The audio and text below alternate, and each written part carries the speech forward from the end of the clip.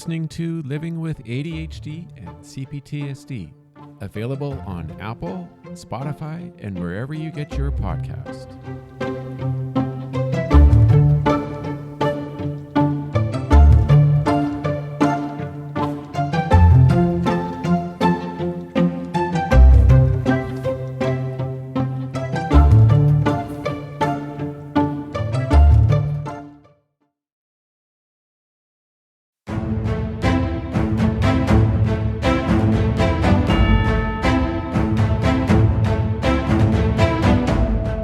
Hello, everybody, and welcome to another episode of Living with ADHD and CPTSD.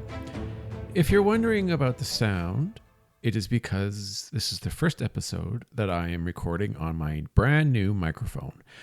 This is a 24-bit, 96 megahertz microphone compared to the one that I was using previously, which is only a 16-bit, 44 megahertz microphone. So I have already done some testing and some making some changes to make sure it sounds good. So I hope that you enjoy the sound quality and it will eliminate a lot of excess noise from the background. And I really look forward to making more and more episodes with this microphone. Anyway, on to the actual episode. This is a CPTSD episode. And I'm going to talk about, and I'm going to try and explain this in the moment as I'm discussing it, just how hard and tough it is to understand and to work with your CPTSD, specifically the trauma and your anxiety and fears when situations come up. And there's all sorts of situations.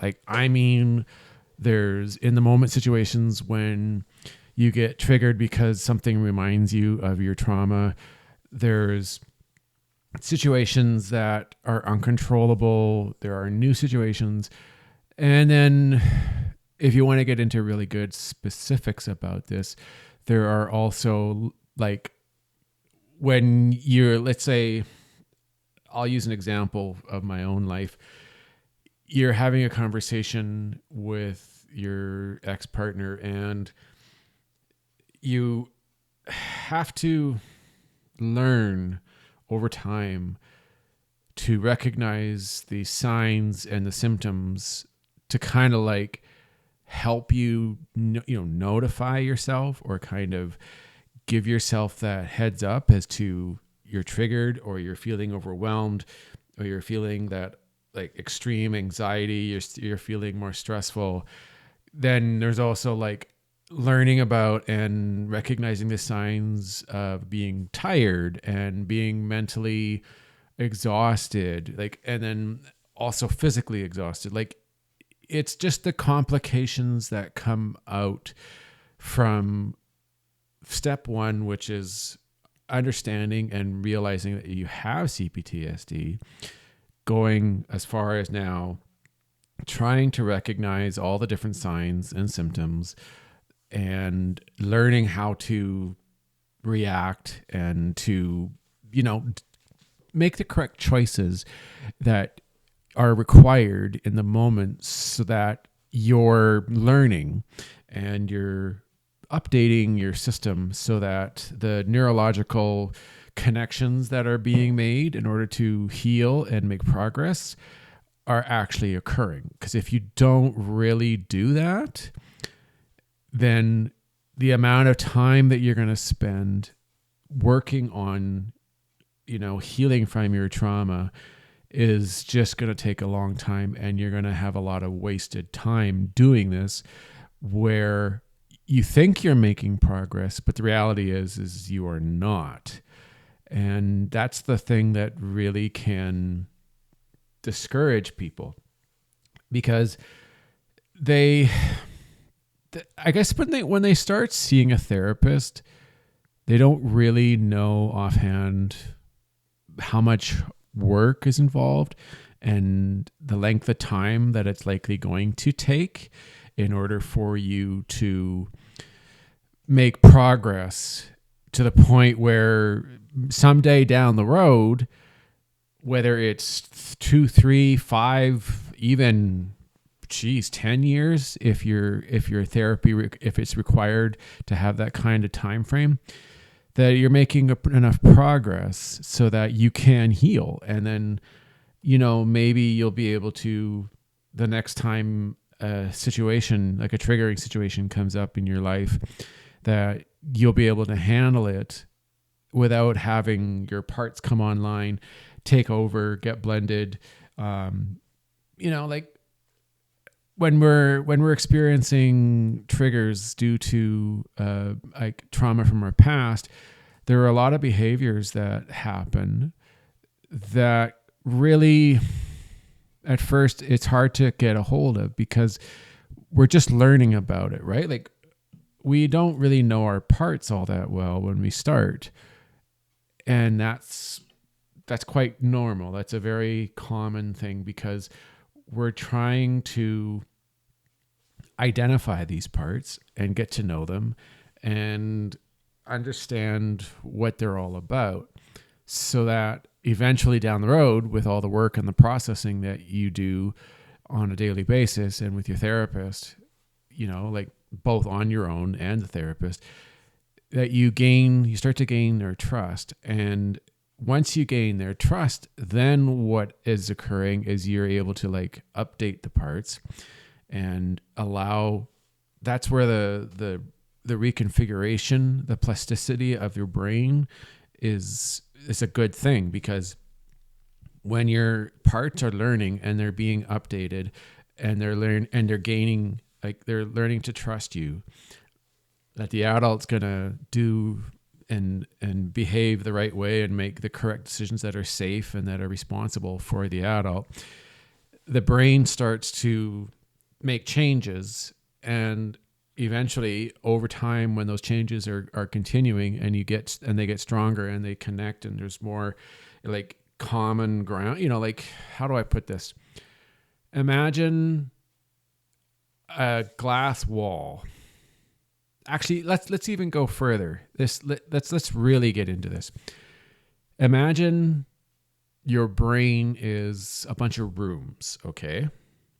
So we'll just say, for the sake of making this easier, your brain has 10 rooms that are 4 feet by 4 feet in size, okay? And each brain is a different part.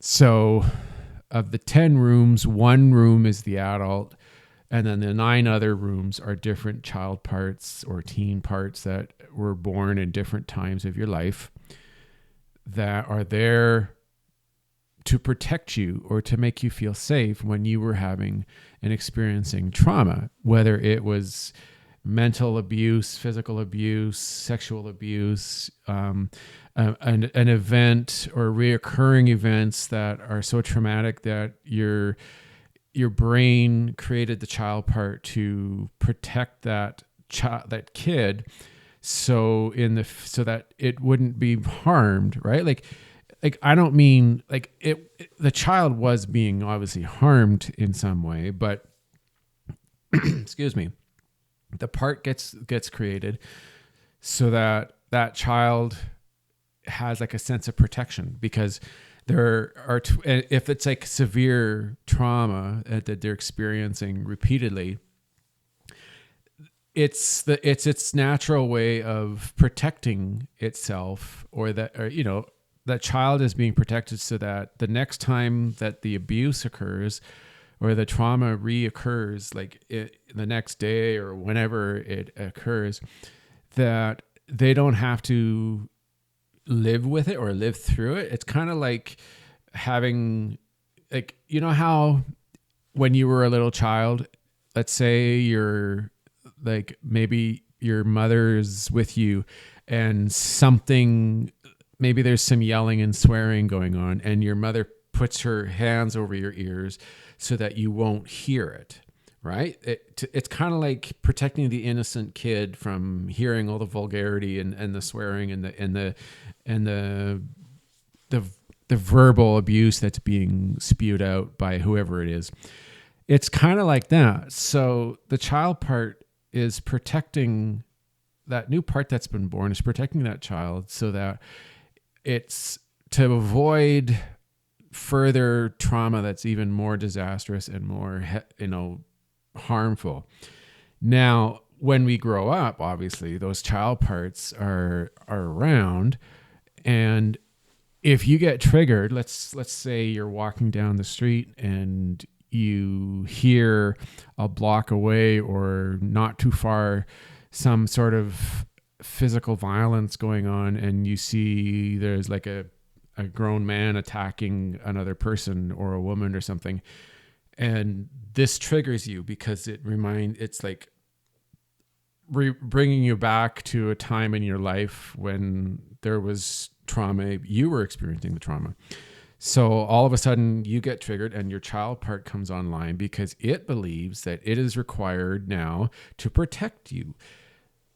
But of course, like I've said in other episodes, that child part is living in a different time. It's not in real time and space, right? So it thinks that it's protecting that same child that was that age back in the day. So 20 years ago or 30 years ago, however long when you were that child's age, that age of that child, it thinks that you're still that age. So now the whole thing is that you have to, of course, first you have to identify and then try to learn why that child part's there, what its purpose was in your life, and then of course update it and get its trust, right? And try to make so that if the next time some sort of a triggering event occurs, you're going to be able to maintain control and show that child part that you're a capable adult of taking care of yourself, and that everything's going to be okay, that you're safe, they're safe, everybody's safe, that you're going to be fine. That's our ultimate goal. Now, so basically what I was at the beginning, what I'm trying to say is we don't realize at the beginning and through our stages of work that we're doing throughout the days, months, and years into our therapy and our work and processing that we're doing with our parts, we don't really know in that moment just how complex, hence the word complex trauma, how difficult and like tricky and severe and complicated that it's going to be to know what's happening, to know that you're getting triggered, to be able to identify in each situation what's happening, that your child part's coming online, that it's thinking that it has to protect you. It doesn't know that it's in the time like that you're in your 35th year or 41st year of your life, and it thinks that you're 10. And so it comes online going, oh, we've got a problem here. He's facing danger. His life's in danger. We've got to come and protect him. So we got to get in control and do whatever we need to do to make sure he's safe. So whether that's distracting him or like living an alternate life, like there's a few examples out there in the world of movies and TV. And I think one of the real good ones, I have an example, and I'm going to try to be real short with this. There's a TV show out there called Moon Knight. It's a Marvel show, and this person has dissociative identity disorder. Now, I realize this is an extreme case. Not everybody who suffers from complex trauma has DID, but this is a really good example of kind of like real time, noticing and seeing what it's like when an identity comes online or a part comes online to protect that child. So what's happening is there's a scene where the mother is the one who's doing the violence and the abuse towards the child. And suddenly, as the child is like trying to protect itself and hide because he knows that the mother's coming, suddenly there's another personality and almost like another identity that suddenly starts to come around. And so the voice changes, the accent changes. He's a completely different person, personality wise. Like it's like he completely took over this child's entire behavior, everything. And he came around to allow the child to in some way or form be safe from the impending abuse that was coming from the mother. So in a similar way, this is what the child parts are doing, is they're giving that kid the opportunity to feel safe when the abuse is occurring, right? It's just it's so that it's like it's basically like that. It's just protection.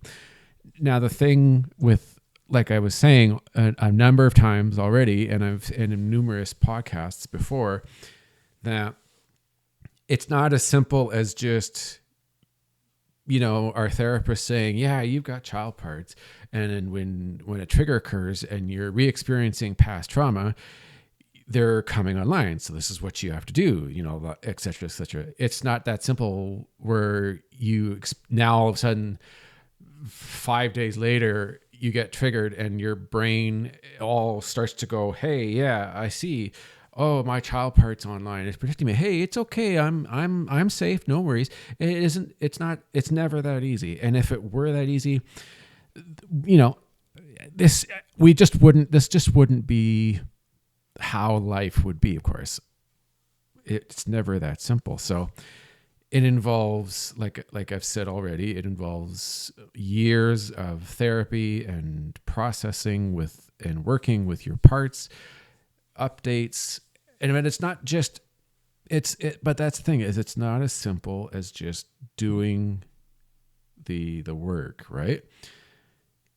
When you're still, I guess if I want to call it in your infancy stage of the CPTSD work and getting to know your system and learning about your parts and learning how to gain their trust and be in control, you have to, identify situations and scenarios and be able to know when you're getting triggered.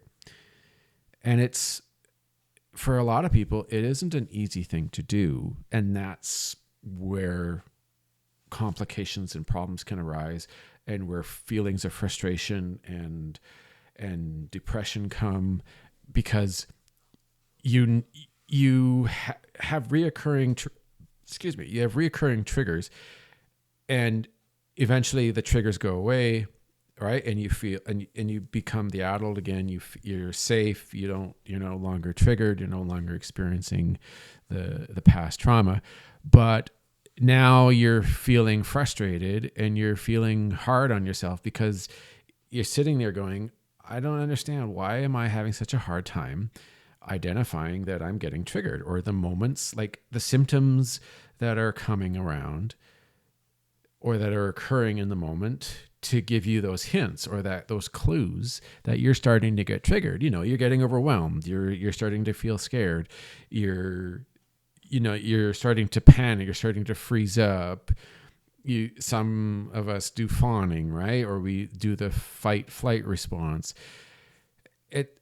And so you get really frustrated and angry within yourself, and sometimes with other people, because you're having such a hard time realizing that these are occurring. And that's what I was having such a hard time with. And to some degree, I'm still having issues. Like there haven't been a lot of situations lately due to changes in my personal life where I have been getting triggered. And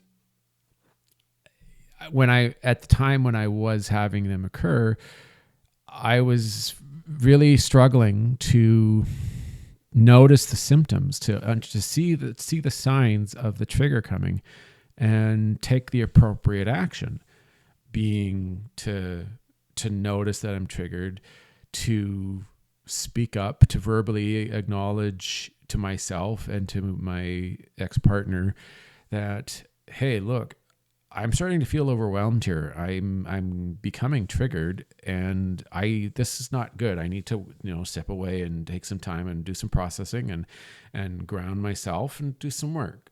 Right? Like I was having a difficult time going through those stages and getting to the point where I could walk away.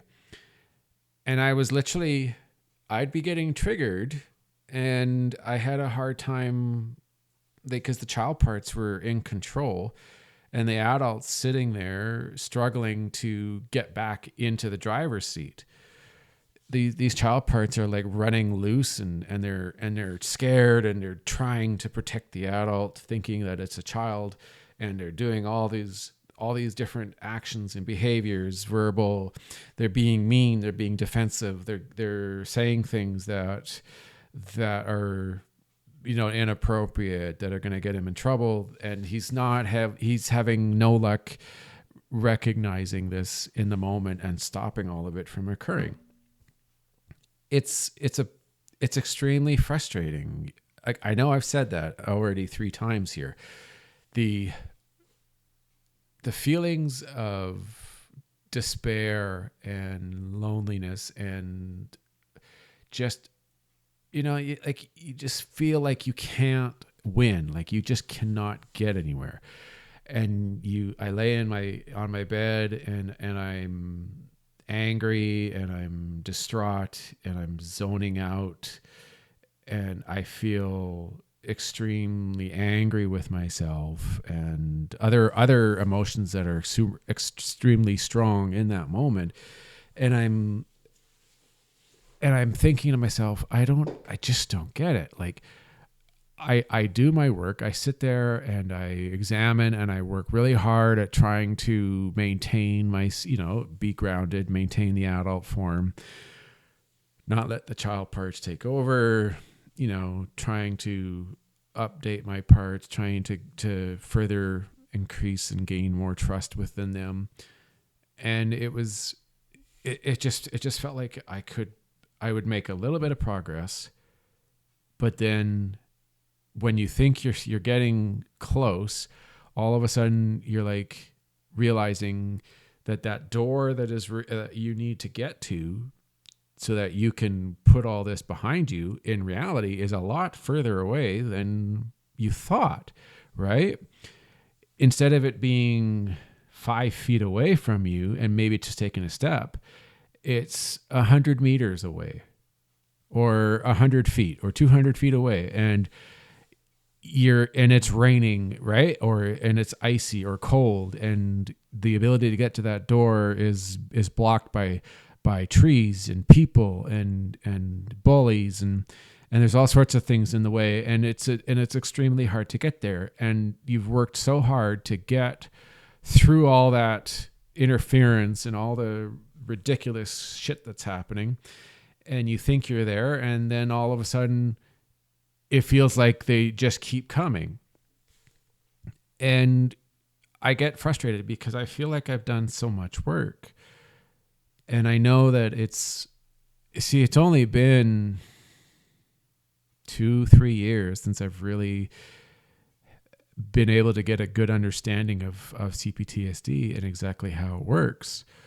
Like the understanding of the brain and how the parts work and how you get triggered, and the reason that the parts are doing what they are doing, thinking that this is the right step or the right choices to make. Like I understand all that. I think my understanding of CPTSD is really strong. And I have, a lot of that comes from the help and the guidance from my ex-partner. And I've done a lot of research, and throughout all my podcasts that I've made so much progress in understanding about it and learning for myself. And yet I still, at times, I'm just struggling to get a grasp on this.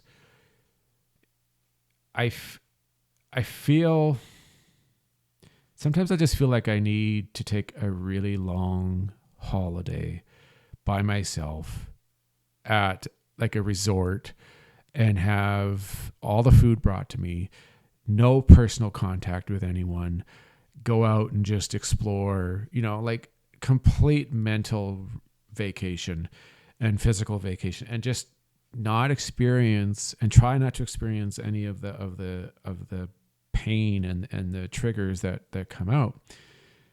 But that's not realistic. That's not how life goes. If we could choose to turn things off, we'd all be better. We'd all have great lives and feel happy and healthy and mentally stable.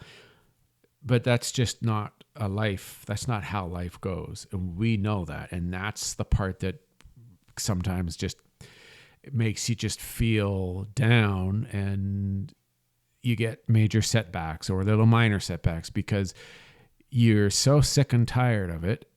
And yet you know that you just can't stop now, because if you do stop, it's going to get to the point where, you might, I don't really want to say it, but sometimes people just can't take it anymore because they work at it and they try and they just can't escape, or they can't make enough progress, and they're making mistakes, and they're taking a step backwards because maybe they thought that this was the reality that things were, but in actual fact it's not. So now they're having to retract and go back and take, try again. And that was me, is that I was, and I still am to some degree, having to retry and take another crack at it, right? It would be like a movie when people are making a movie and doing a scene, and they get 18, 20 takes before they finally get the right scene in, and the director says, cut. All right, that's a wrap. Good, right? But it took 20 takes in order to get it. So you're getting some of them get to the point where it's just like, oh my God, this is the 16th time. Why can't I get it? Like, why am I having such a hard time with this?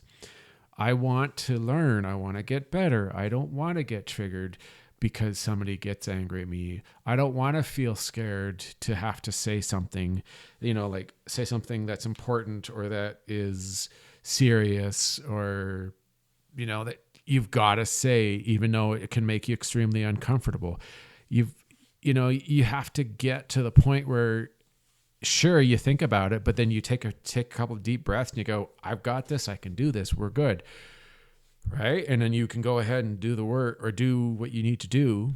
And then when it's over, you go, hey, see, look, that was great. It went fine. We didn't have any issues. There wasn't any unexpected, we're safe. Everybody's good. That's the kind of thing that you want.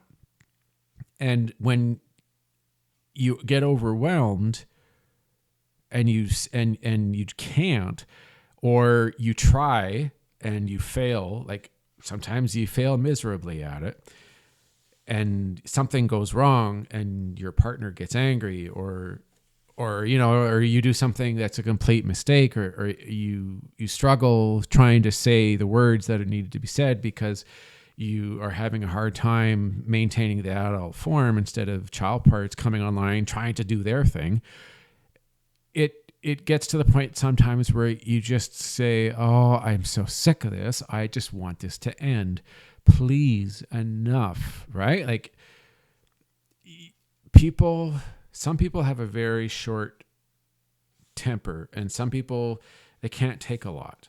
Like there are people out there, and I'm sure there are a lot of you out there who are listening right now who understand what I mean, is it doesn't take a lot for you to go and lose it, or become overwhelmed and get triggered and stressed out and having to walk away or go and hide and ground or do whatever you need to do in order to make yourself feel better.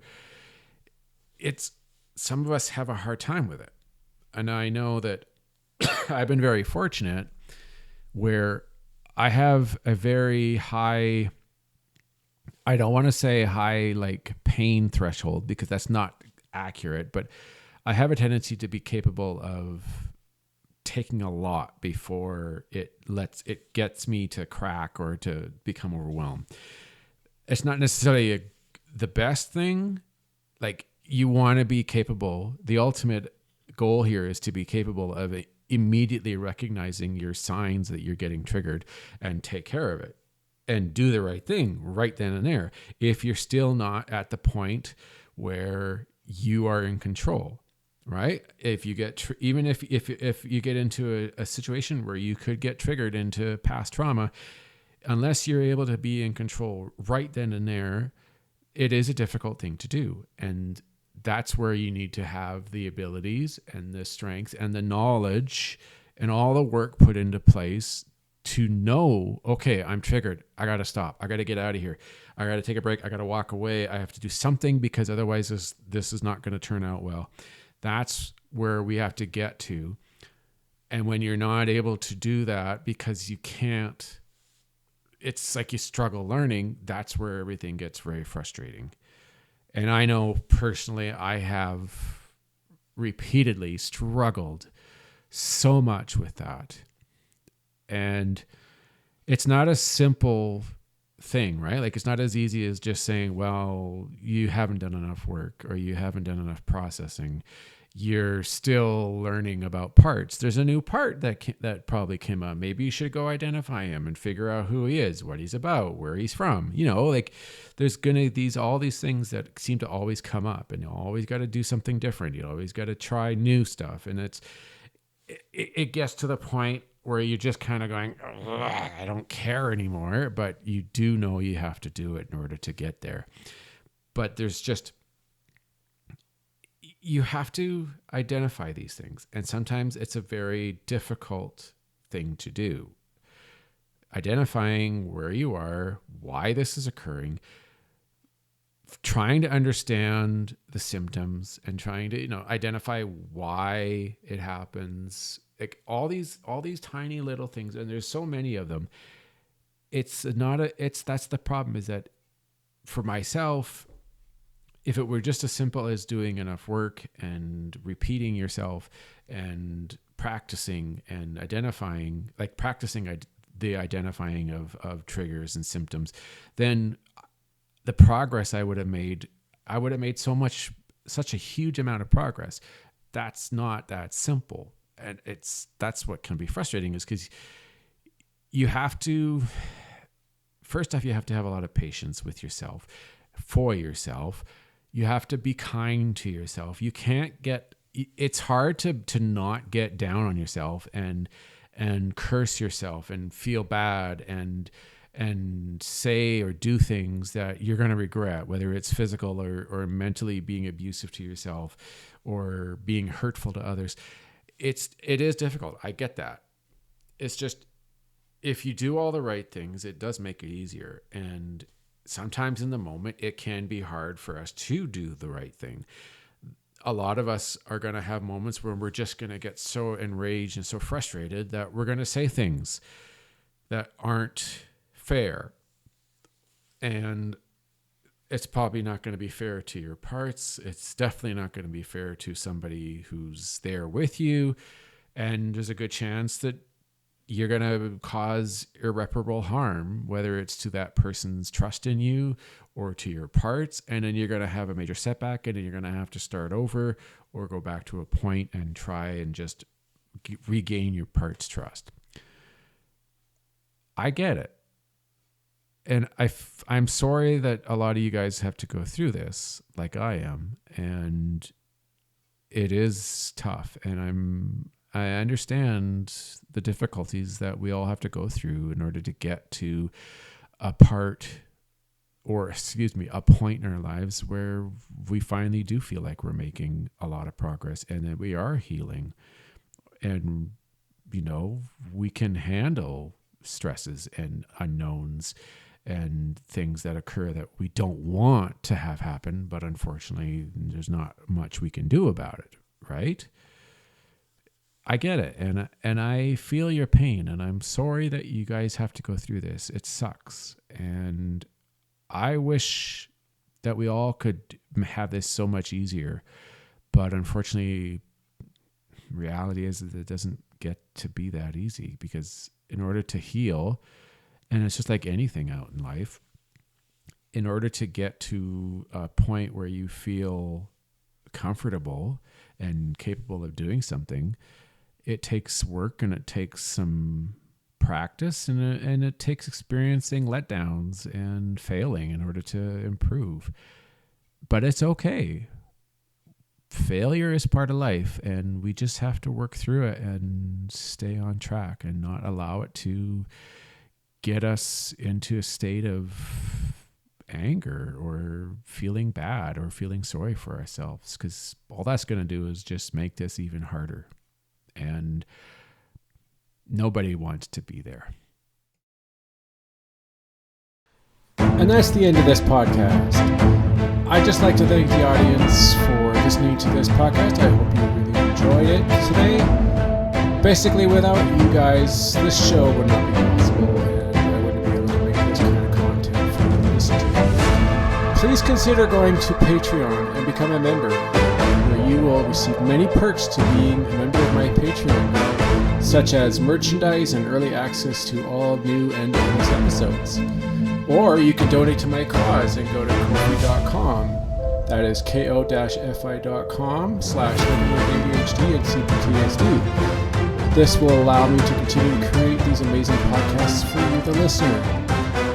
All you have to do is go and donate, and it could be any amount that you feel is comfortable with, and that would be great to me. If you have comments about this podcast, why don't you give me a contact? You can contact me at Twitter. My handle is @ADHD and CPTSD, and I'd be more than happy to hear from you. Or you can also email me. My address is livingwithADHDandCPTSD@gmail.com. Also, check out my YouTube channel called Living with ADHD and CPTSD, where you can see live broadcasts and replays and many recorded episodes that I've created in the past and in the future. If you listen to this podcast through Apple, don't forget to subscribe and support this show so you can continue to hear more new episodes that I make for people like you, my audience. Well, have a great day. Talk to you soon.